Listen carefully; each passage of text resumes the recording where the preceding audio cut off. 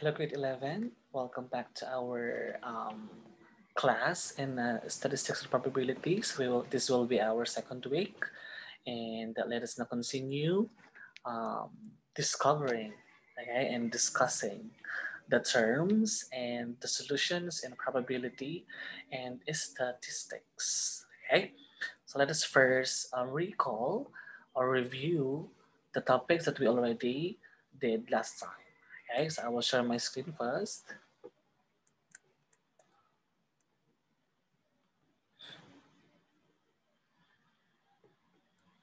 Okay, this is not part of it. I will just give you a quick um, differentiation of probability and statistics. Okay, so when we say probability, it deals with predicting the likelihood of future events. Okay, you need to know this one first.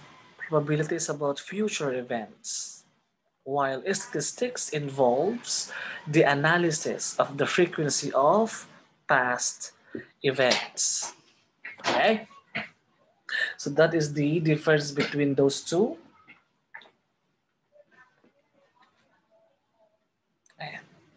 That's it. If we're talking about probability, we are dealing with the future events, and if we are studying statistics, then we need to deal with the past events to answer the future events. Okay, that's the difference between the two. So you don't need to be tawag dito, okay, mali dito sa dalawang yan. Okay? Pag sinabing probability and statistics, hindi sila magkaparehas. Okay? Maybe they're the same on some parts, but still they are different. Probability is the future, statistics the past events. Okay? That are used to find the future events or to answer problems on future. Okay? That's a quick review.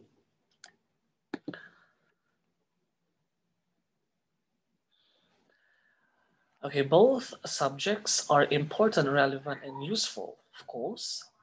So we have here the basic terms. Okay, we are now reviewing the basic terms in probability. We already know this one last week. Okay, so we have the first one, the experiment. Okay, when we say experiment, this is a process by which an outcome is obtained. This one is obtained, but was obtained. Okay?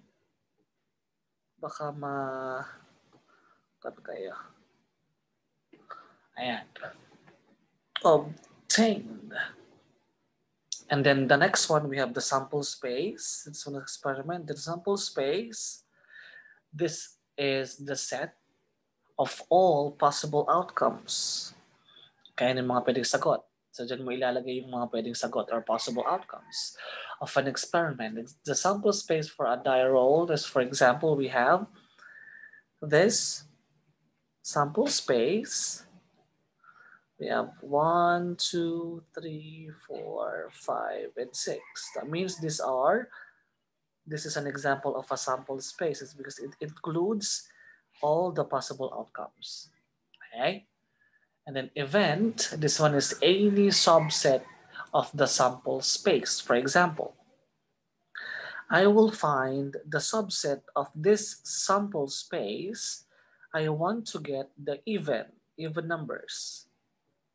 So I will just add E. So what are those even numbers?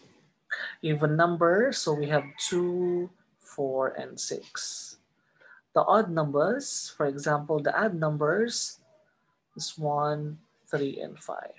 So if these two are related to the sample space, kumbaga kinuhanan lang siya ng mga parts. It depends on ano yung hinahanap natin sa isang problem.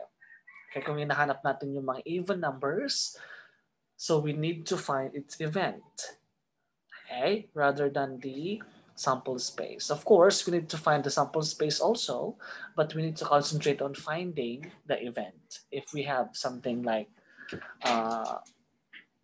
problems, just like that. Okay, so the experiment, sample space, event, okay, and of course, yung ating pag-aralan last time. Haburahin ko lang sila. Para hindi sila pumunta sa ibang page. Okay, so this one is we will now concentrate on the random variables. What are these random variables?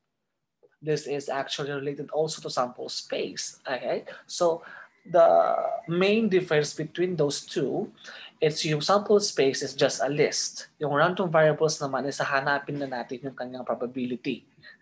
Okay, so we will find its random variable or its probability. Okay. Random variables is a variable whose possible values are determined by chance. Okay, when we say by chance, it's about probability.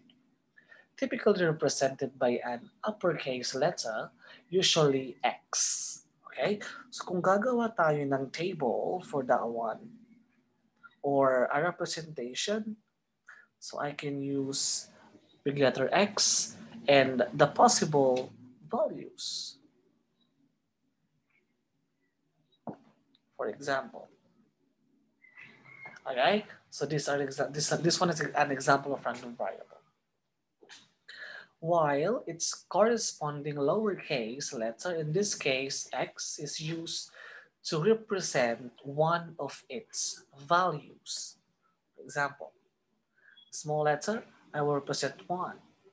Another small letter, that's 2. Small letter, that's 3. Okay, so this is an example of random variable and its parts. Okay, so this random variable, it looks like a sample space, but this one is more, kumbaga mas higher doon sa part na yun. Okay. Now, random variables can either be discrete or continuous, right? We already did this one also. We are just reviewing. So when we say discrete, okay, I will just give you a quick review. Discrete, it can only take finite, okay, or countable, or exact, okay, number of distinct values. Distinct values mean values that are exact and can be represented by non-negative whole numbers. From those description, whole numbers, exact, okay, that means we have this like number 0, 1, 2, 3, 4, 5, so on and so forth. Okay, those are examples of discrete random variable.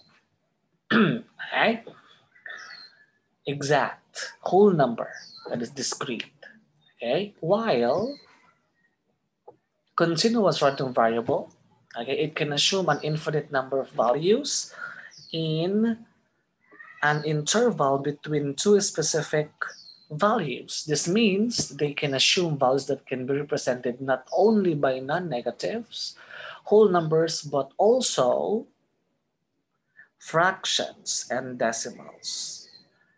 Take note for that one, fractions and decimals. So if we're talking about continuous random variable, we must see some fractions and decimals in our number line. Okay? For example, we have x, random variable, we have 0.25, 1/2, 1/4, 0.75. So these are examples, or this is an example of a continuous random variable. What else are the examples of these two? Example this one. Let X be the number of students randomly selected to be interviewed by a researcher. So let us decide if this one is discrete or continuous. Ano ba yung ating pinaka-main na topic or tawag dito, pinaka-given na tanong or data? Okay? So our given data, we have the number of students. Number of students. Number of students. So What do you think? This is the discrete or continuous? Of course, this is a discrete. Wala namang kalahating tao. Wala namang isa't kalahating tao, di ba? So that is exact. It's a whole number. Okay, so we have a discrete random variable. Okay. Next one we have. Next one we have here. Let Y be the number of left-handed teachers randomly selected in a faculty room. Okay, so again, we have here the given, which is the number of left-handed teachers. Okay, so of course, we can say that there are no teachers that is only half. Ano bang half na teacher? Ano bang half body na teacher?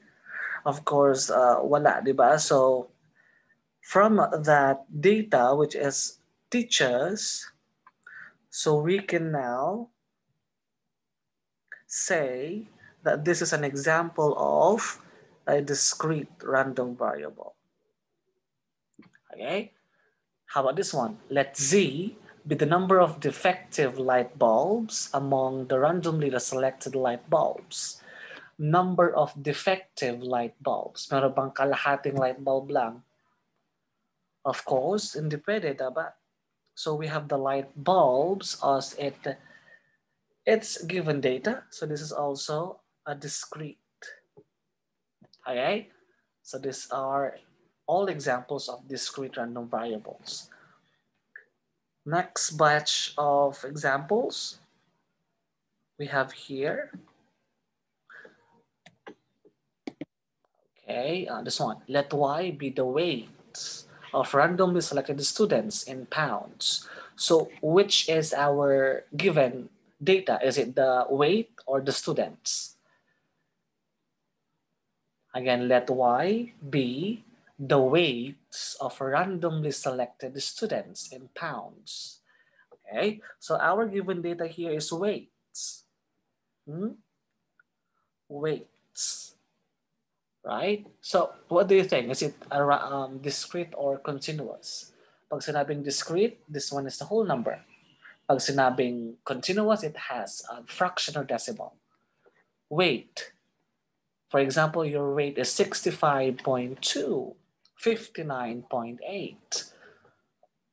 Okay, so weight is considered as continuous random variable. Okay, that is continuous random variable. How about this one? Let X be the length or lengths of randomly selected shoes of senior high school students in centimeters or centimeters. Lengths. Okay, so from that word or from that data, this is continuous. The last one, we have let Z as the height of daisy plants in the backyard. So we have the given heights. That will be the center of our data, hindi yung daisy plants. Okay? So we have height, so we have continuous. Understood? Okay. Now let's proceed to this one. Let's erase everything here. Okay. Now, let us concentrate to discrete random variable. This is now our main topic for this day. Okay, so yung mga ginawa natin is just only a review what was our topic last time. But now, let us concentrate on the discrete random variable. Again, discrete, it's a whole number. So yung kanyang mga random variables or sample spaces or possible outcomes are exact whole numbers. Okay? It can be presented or represented in tabular form, graphical form, or the formula form. Okay? So we will say discrete probability distribution, discrete probability distribution. Ayan. So discrete, whole numbers. Probability distribution, this is about the percentage. Okay? Percentage. Kung ilang percent yung ilalagay natin per discrete random variable. Okay? So you can understand this more kapag nasa part na tayo ng tabular form. Okay, now let us concentrate on the tabular form since so yung naka-highlights dito. Okay? We just need to know first what are the properties that we need to inculcate in our minds para mas maintindihan natin if the example is actually a discrete probability distribution or not. Okay? The first one is the probability of each value of a discrete random variable is between 0 and 1 inclusively. Okay? That means yung mga numbers from 0 to 1. Dapat yung ating probability distribution ay nasa gitna ng 0 to 1. What are those numbers? We can say 0.1, 0.2, 0.3, 0.4, 0.5, 0.6, 0.7, 0.8, and 0.9. Okay, so those are the sample numbers that we can use as a probability distribution. Okay, so hindi dapat lalagpas sa 1 at hindi dapat bababa sa 0. Okay, para maging tama yung sagot natin. It's because later on, we need to, or we will identify if the following data are examples of a discrete probability distribution or discrete random variable. Okay? So after knowing if the numbers are in between 0 and 1, after knowing that one, we need to add all of those. Okay? Kung lahat sila ay nasa gitna ng 0 and 1, and if we will add all of those data, the sum must be 1. So the summation of P of X, okay, summation is plus. Okay, pa-plus natin lahat yan. Lahat na nasa P of X or probability of X, that is the shortcut for P of X, is dapat 1. Okay, so dapat 1. For example, this one. I will give you here.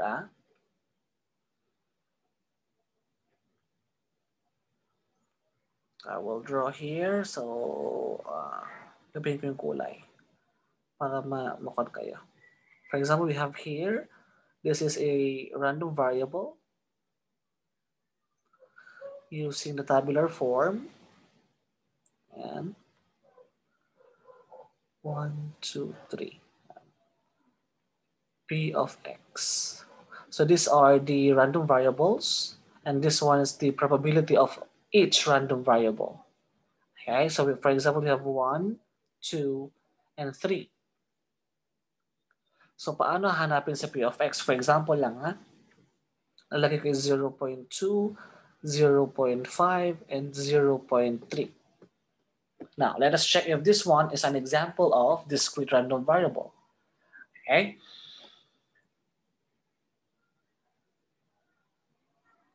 Or an example of discrete probability distribution.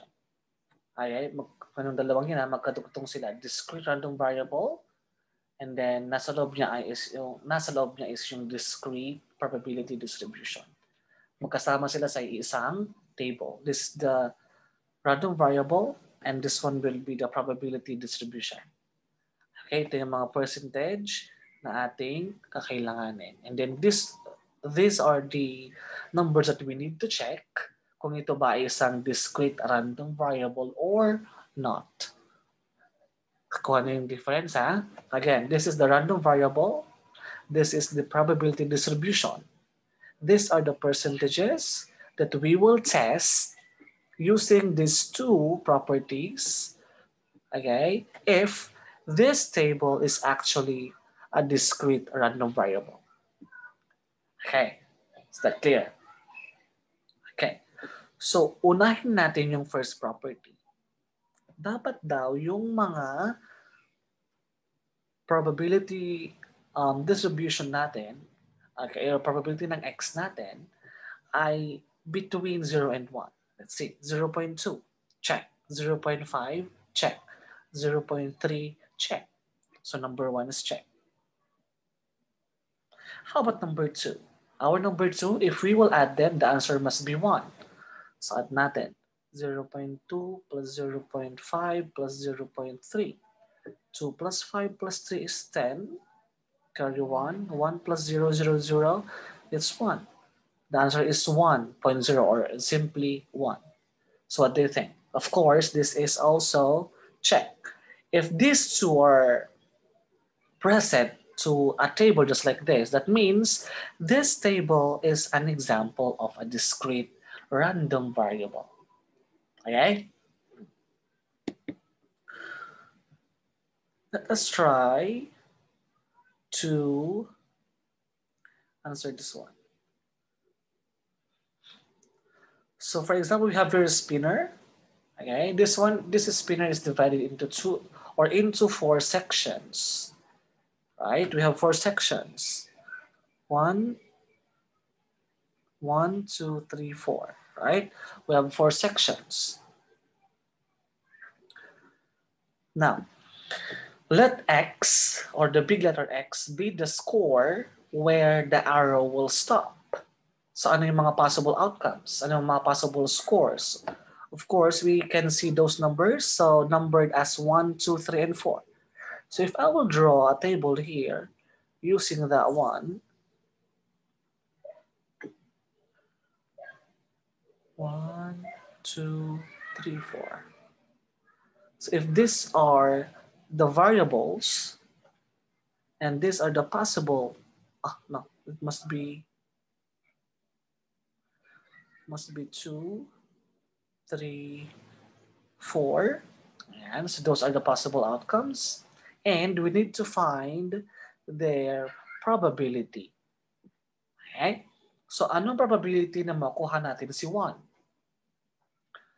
Again, what will be the probability that we can get 1? Just like fractions. Sige, i-shade ko to ha. Shade ko yung ganyan. Hanapin natin na si 1. Correct? Now, how many parts do we have? How many parts do we have? We have 1, 2, 3, 4. So we have 4 parts. Okay? And then, ilan yung number na 1? Isa lang. Ilan yung number na 2? Isa. Ilan yung number na 3? Isa also. Ilan yung number na 4? Isa. So that means the probability of each number in our spinner, okay, are all 1/4. So ang probability na makuha mo yung 1 is 1/4. Makuha mo yung 2 is 1/4. Makuha mo yung 3 is 1/4. Makuha mo yung 4 is also 1/4. Okay? You can change fractions also into decimal kung mas madadalian kayo. Okay? So 0.25, 0.25, 0.25, and 0.25. Okay, now after knowing the probability of those, let us check kung pasado ba ito sa dalawang properties. Ano yung unang property natin? It must be in between 0 and 1. 0.25, check. They are all 0.25, so they are all check. So first property, check. Second property, if we will add all of those numbers or probability, we need to have a sum that is exactly 1. So what is 0.25 plus 0.25 plus 0.25 plus 0.25? And the answer is 1. Correct? So also, the number 2 is check. So that is how we can create a table using a problem. This is the problem, and we can find its table. Okay? Another example. So, ang the best lang na gawin dito is you just need to find the probability of each number or of each variable, and then tsaka mo lang siya i-check kung tama yung sagot. Okay? Dapat lahat ng answer mo ay nasa gitna ng 0 and 1, and if you will add all those numbers, ang sagot dapat ay 1. Na pinaka-importante. Okay? Another example. The spinner below is divided into 8 sections. Let X be the score where the arrow will stop. Okay, so the possible numbers are 1, 2, 3, and 4. The drawing below. So, how many possible answers do we have? We only have 1, 2, 3, and 4. So I will just draw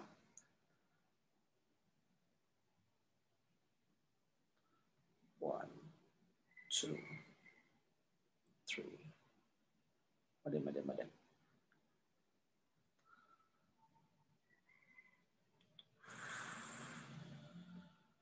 1, 2, 3, 4, 5. Okay, so these are the variables, and this part is for the probability of X. Okay, now what are the possible answers? 1, 2, 3, and 4. Okay, next step is we need to find the probability of each number. So what will be the probability na makukuha natin ay si 1? We have how many sections there? We have 8 sections. So that 8 sections will represent as our denominator. Okay? Tandaan ng sections, that will be our denominator. Now, let's count the numbers 1. How many numbers 1 do we have? We only have 2. 1, 2. So I will put 2 here. Okay, number 2. We only have 1, 2. So I will put 1. How many 3? 2. How many 4? 1, 2, 3. We have 3. Let's check. Okay, these two properties must be also checked. The first one is the numbers here must be in between 0 and 1. Are they all in between 0 and 1? Yes, check. So this one's check. If we will add them, the answer must be 1. Okay, so what is 2 plus 1? 3 plus 2, 5 plus 3, 8. So we have 8 divided by 8 is equal to 1. So this also check. So if that, okay, so if that will be both correct, then that means our table is also correct. Okay? Ang hinahanap lang natin ng mga sagot is yung nasa table. Okay? Yung ginagawa natin pag-check is only for verifying if these numbers are correct. Pero sa exam, ang ilalagay nyo lang is yung table. Ito lang yung kailangan ko. Okay? Ito lang yung kailangan ko. Easy. Let's make it more, interesting. Gawin natin siyang more difficult. So we have here, rin ko mga itong mga to, ha? Ayan. Okay. 2 pair of dice are thrown. Naka-expand ng dalawang dice na binato. We will define the random variable x as the sum of the two outcomes in throwing the two fair die simultaneously. The possible values are, okay, so it's already given. We have the x's as 2, 3, 4, up to 12. Ito na yung ating mga big letter x or mga variables. Okay? Now, we need to find the probability of each possible values, and then we need to construct the discrete probability distribution in tabular form. Okay? This one is masyadong mahaba. So I will stop sharing this one, and then my friend will share its screen. Ayan. So meron tayong two dies. Tama? So we have the first die. The first die is meron siyang head and tail. Tama? Teka lang. Yung first na die is we have head and tail. That's the first row. Pangalawang bato, yung pangalawang die naman, of course, it will include H tail and H tail. Tama? So, if we will see,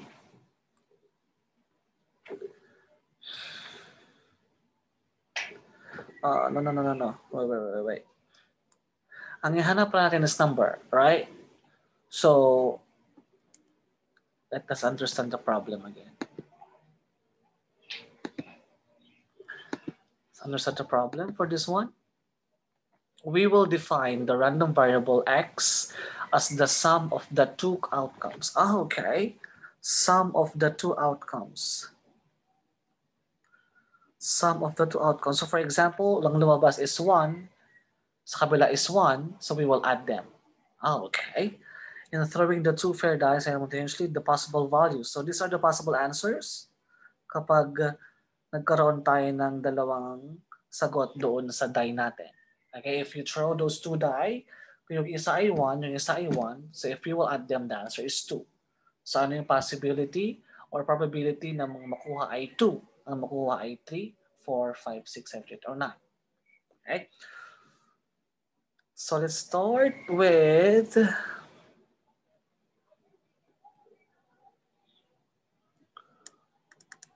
okay.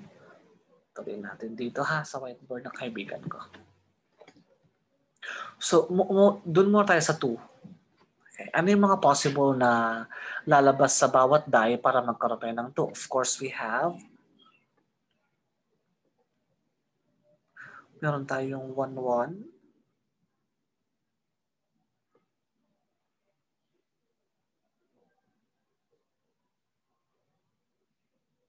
1 sa unang die, 1 sa pangalawang die. Tama? What else? Pwedeng 1 dito, pwedeng 2 dito. Pwedeng 1 dito, pwedeng 3. Pwedeng 1, pwedeng 4. Pwedeng 1, pwedeng 5. So these are the possible outcomes on each die. Pwedeng 1 sa kabila, 1 sa pangalawa. 1 sa kabila, 2 sa pangalawa. Right? And then 1, 6. What if ang lumabas naman sa una is 2. Mas lumabas naman sa kabila ay 1, 2, 2, 2, 3, 2, 4, 2, 5, 2, 6. Okay? So, ililista lang natin yung mga pwedeng maging outcome ng bawat die. So, pwede silang lumabas as 3, 4, 3, 5, 3, 6. Pwede rin, di ba ang dami? Pwede rin 4, 1, 4, 2, 4, 3, 4, 4, 4, 5, and 4, 6. Okay? Pwede rin, meron pa. 3, 4, 5, 6. 1, 2, 3, 4, 5, 6. Bigyan ko na para mas magsulat. Ayan. Sabihan tayong 5-1, 5-2, 5-3, 5-4, 5-5, 5-6. 6-1, 6-2, 6-3, 6-4, 6-5, 6-6. Right? So these are the possible outcomes ng bawat die ay at yung pair ng mga die. Now, ang hanapin natin na problem is ano yung possibility na ang lalabas sa dalawa pag pinag-add mo ay 2, 3, 4, 5, 6, 7, 8, 9, 10, 11, or 12.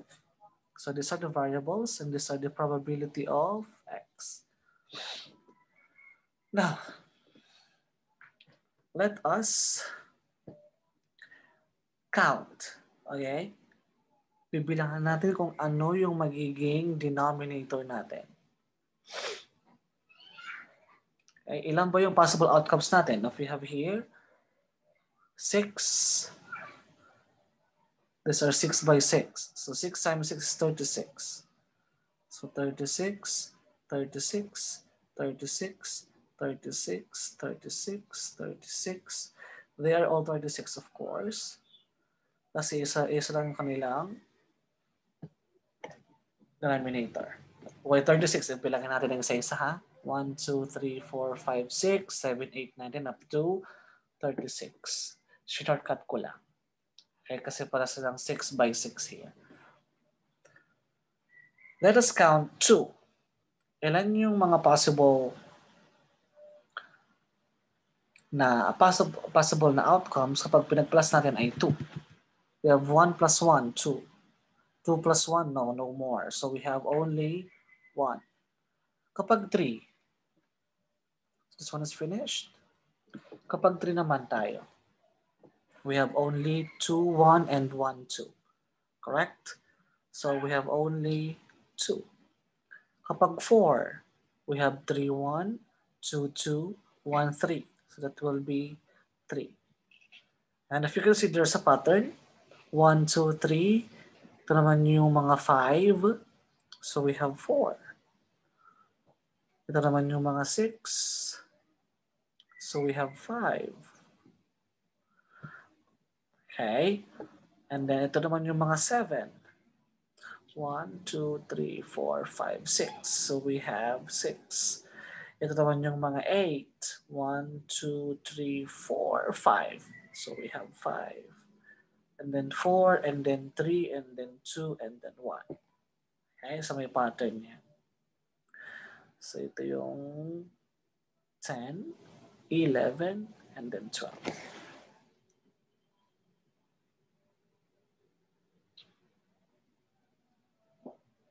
So wait, 10, 10, 10.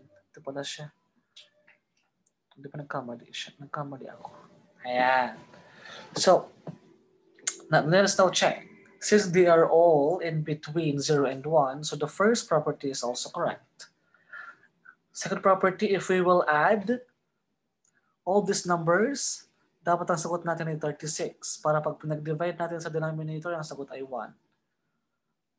1 plus 2, 3, plus 3, 6, plus 4, 10, plus 5, 15, plus 6, 21, plus 5, 26, plus 4, 30, plus 3, 33, plus 2, 35, plus 1, 36.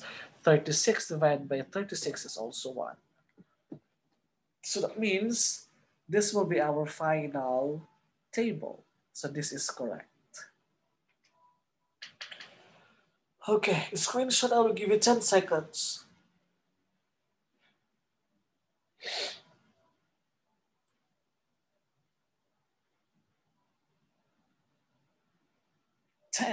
Okay, good.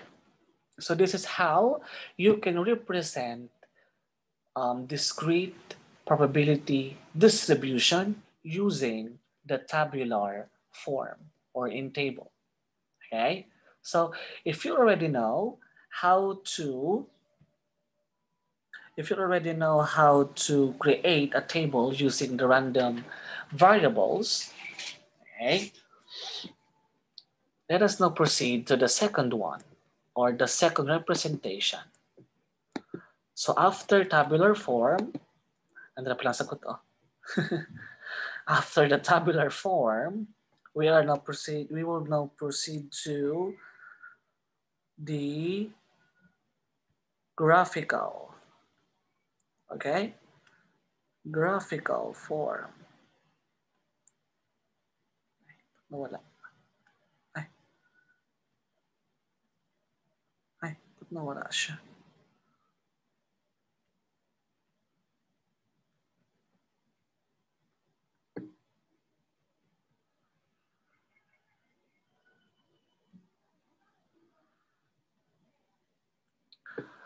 Okay. Ano nangyari doon?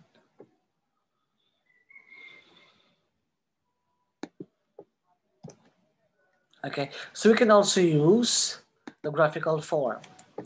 Okay, the discrete probability distribution can be graphed to form a probability histogram. So ang tawag doon sa graph ng isang probability distribution or ng discrete probability distribution as specific is the probability histogram. Histogram. Okay, histogram. Probability histogram. Ba't kinuha yung pen?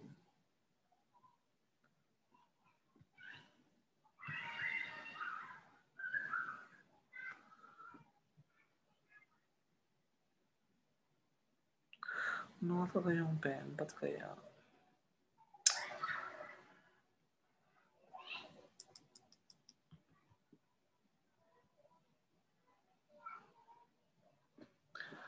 Okay. The probability histogram. And probability histogram.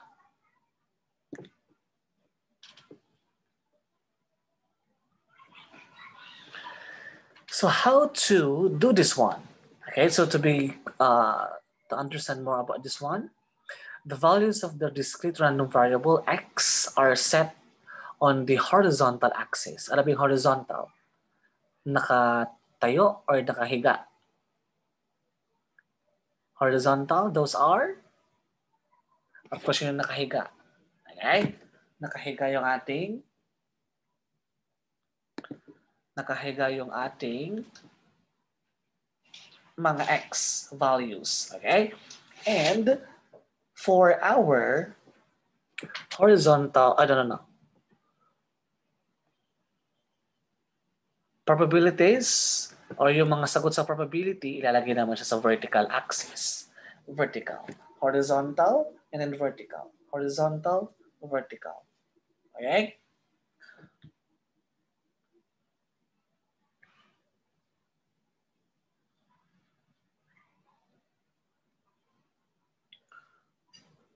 Ano pa ba magsulat?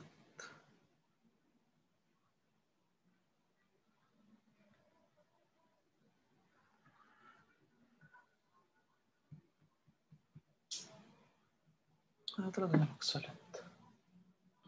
Okay. So let's do this one. Again, the values of x, yung mga ating mga variables, ilalagay sa nakahigang line. Okay? Yung ating mga probability distribution o yung mga percentage nandito naman sa kanyang nakatayong line. Okay? Horizontal axis, yung mga numbers or mga discrete na numbers. Yung ating vertical axis, ito naman yung mga probability. Okay? Let's see some examples here. We have the examples.